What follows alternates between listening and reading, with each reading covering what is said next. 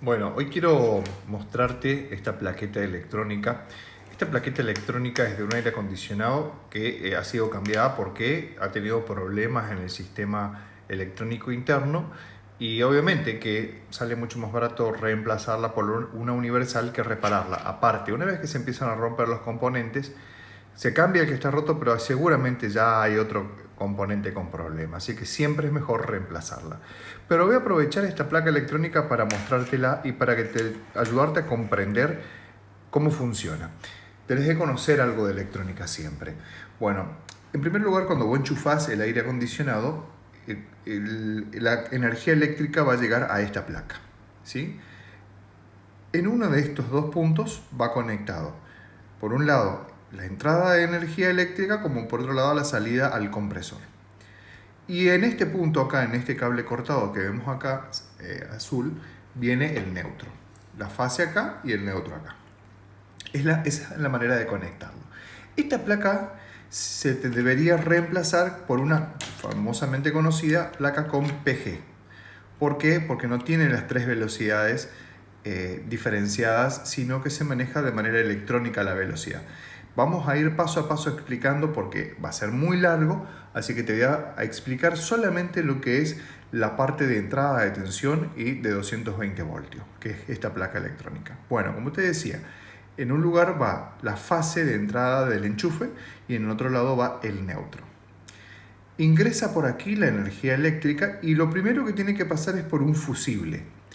Pasa por este fusible que lo que hace es proteger contra una sobrecorriente a la placa electrónica, ya sea por un consumo externo, por ejemplo del compresor que esté quemado o que esté en cortocircuito o algún ventilador que esté en cortocircuito, bueno, o algún desperfecto interno de la placa, se quema este fusible. Cuando se quema este fusible, normalmente es porque ya hay un desperfecto dentro de la placa y hay que reemplazarla.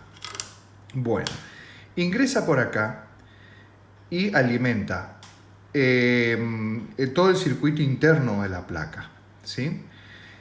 Aquí tenemos donde se conecta el ventilador. Este ventilador lo que tiene es fase, neutro y capacitor. Es la salida para que funcione el ventilador. Y que viene desde acá, ¿sí? Desde este punto. Viene desde acá. Acá podemos ver la salida, porque este es un equipo frío-calor, no es inverter, es frío-calor. Tenemos una salida para el ventilador externo y una salida para la válvula inversora para el modo calor. Acá podemos ver el controlador de velocidad, que es este track, que está aquí, y que está comandado a través de este elemento que está allí, a través de esta resistencia. De este lado podemos ver todo el sistema electrónico en el voltaje de salida, que el voltaje de salida aquí es de, vamos a leerlo, 11 voltios. Ahí podemos verlo, tiene 11 voltios y 400 miliamperes. Bueno, el sistema funciona en 11 voltios.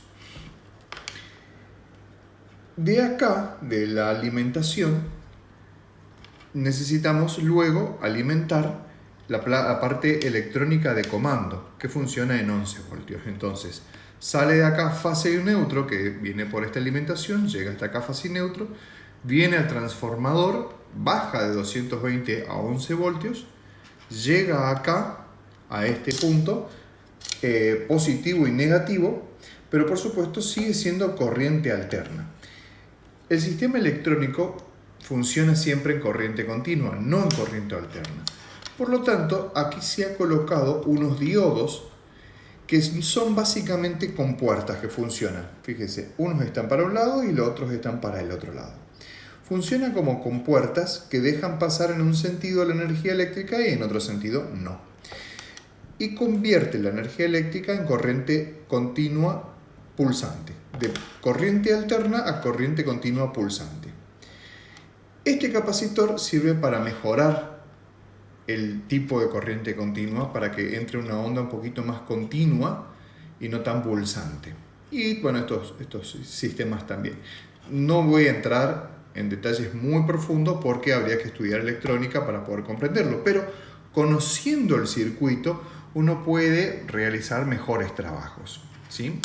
Una vez que ingresa la energía eléctrica aquí, empieza a alimentar todo este sistema, que es el controlador donde está este microchip, está cargado el programa de funcionamiento del aire acondicionado. ¿Qué es lo que hace este? Y acá tenemos la conexión a la placa display, por donde toma la orden nuestra de cómo queremos que se comporte, si frío, si calor, en qué temperatura, si mueva el flap o que no mueva el flap. Este sistema de placa tiene un variador electrónico de velocidad del ventilador interno. Un variador electrónico nos permite a nosotros que el comportamiento del ventilador sea el mejor para el sistema en el que hemos puesto, sea frío o sea calor. Acá contamos con el botón de encendido manual desde la placa. Tocamos este botón y hacemos que el aire acondicionado arranque sin el control remoto. Y acá debería ingresar, en ese punto, la fichita de lectura de la velocidad, de la cantidad de revoluciones por minuto de nuestro ventilador interno. Estos dos son relés que prenden o apagan tanto el ventilador de afuera como la válvula inversora. Ese es básicamente y este es el capacitor del ventilador interno, de acá. Este es el capacitor de este ventilador interno. Está todo incluido dentro de la placa electrónica. Entonces, ¿qué va a pasar cuando nosotros ponemos el modo calor? Este señor que está acá le va a hacer la pregunta a este sensor. Una vez que arranca, que prende la válvula inversora, que arranca el compresor, le va a preguntar a este señor: ¿se calentó suficiente la cañería como para que yo le dé arranque al ventilador interno? ¿Sí o no? Este sensor le va a decir: bueno, sí, llegó a la temperatura deseada el radiador interno, el evaporador, que en este caso sería un condensador, al comportarse en el modo calor. Este señor va a decir: sí, llegó a la temperatura deseada. Entonces, este señor le va a dar la orden a este ventilador, a este triac, que habilite la tensión de acuerdo a la potencia deseada para que el ventilador arranque, y le da arranque al ventilador interno. Cuando nosotros colocamos en el modo frío, lo que hace este sensor es saber si la cañería está suficientemente fría. Si no está suficientemente fría, entonces le dice a la placa: hay un mal funcionamiento del aire acondicionado, o no prendió la bocha, o no tiene gas, algo pasó. Entonces, esta computadora de aquí manda una señal a la placa display diciendo: marca un error. Apagamos todo, dejamos colgado el aire acondicionado, no funciona. ¿Por qué? Porque si no tiene gas, la bocha se rompe. Entonces apagamos la bocha y acá te salta un error, por ejemplo, S. Esa es la manera de funcionamiento de esta placa.